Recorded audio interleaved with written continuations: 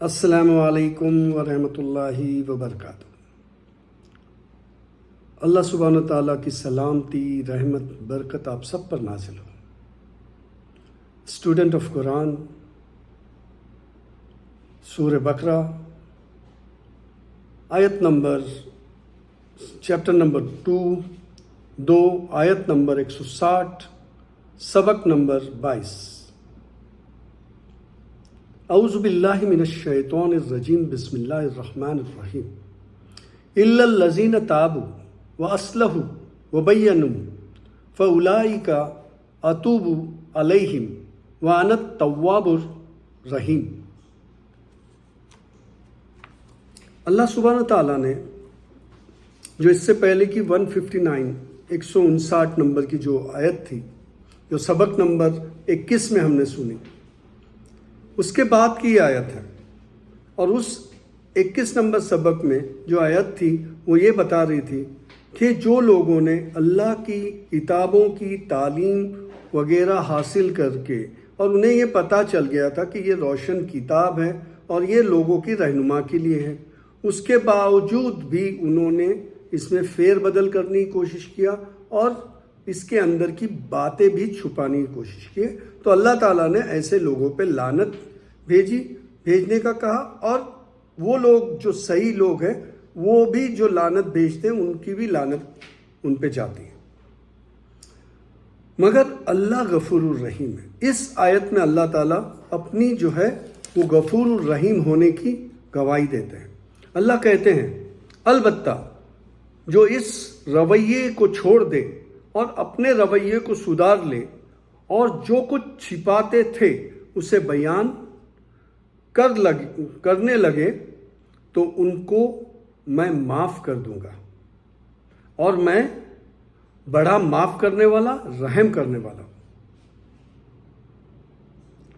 جو لوگ ایسی حرکت کیے ان کو اللہ موقع دے رہے ہیں کہ وہ پلٹ جائے اور اللہ کی جو باتیں انہوں نے چھپائی تھی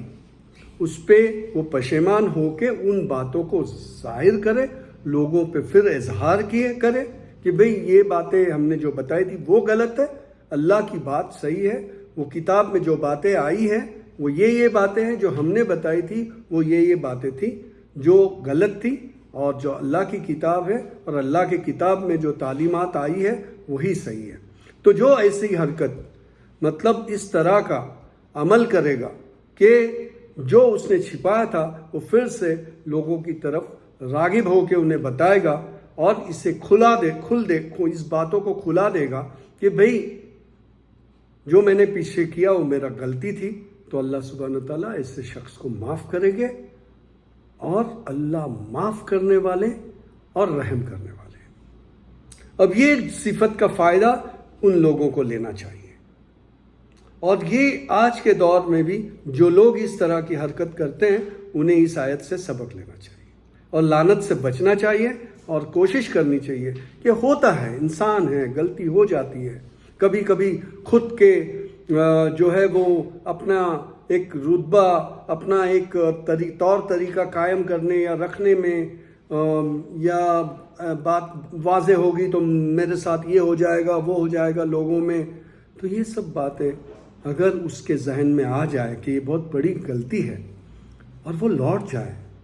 تو ظاہر بات ہے اللہ کا کلام خود اللہ بولتے ہیں کہ وہ معاف کر دے گے، تو کوئی پرابلم ہی نہیں ہے اس کے اندر، اللہ معاف کرنے کو بھی تیار ہے۔ شرط یہ کہ آپ اپنا دل جو ہے صاف کر لو، اور اللہ کے پاس جانے سے پہلے صاف کر لو تو اللہ معاف کرے گے، ورنہ آپ لعنت میں ہی رہو گے، اور ایسے لوگوں کی بھی لعنت میں رہے گی جو صحیح باتیں پہ لعنت کرتے، مطلب صحیح باتیں سمجھنے والے لوگ بھی لعنت کرتے ہیں۔ تو یہ دو آیتیں جو ہیں وہ یہ دونوں باتوں کو کلیئر کرتی ہے کہ ہمیں اس دنیا میں جو تعلیم پہ رہنا ہے وہ اللہ اور اس کے رسول کی تعلیم پہ رہنا ہے۔ پچھلے انبیاء کرام کی بھی قرآن میں بیان ہے، تعلیمات ہے، تعلیماتوں کا سلسلہ ہے، قرآن پہ جا کے ختم ہوتا ہے، اس سلسلے کو سمجھنا، ایمان رکھنا اور لوگوں کے پاس اس سلسلے کی پوری تحقیق کر کے بات کرنا۔ اپنی من گھڑت بات نہیں کرنا، اور کوئی بھی بات چھپانا نہیں۔ جو اللہ نے کہا اسی بات کو کہو اور اس پہ عمل کرو اور لوگوں تک پہنچاؤ عمل کی دنیا میں۔ یہی اصل کام ہے، دین حق اسلام ہے اور مسلمان کا یہ رول ہے۔ السلام علیکم ورحمۃ اللہ وبرکاتہ۔ تھینک یو، شکریہ، جزاک اللہ۔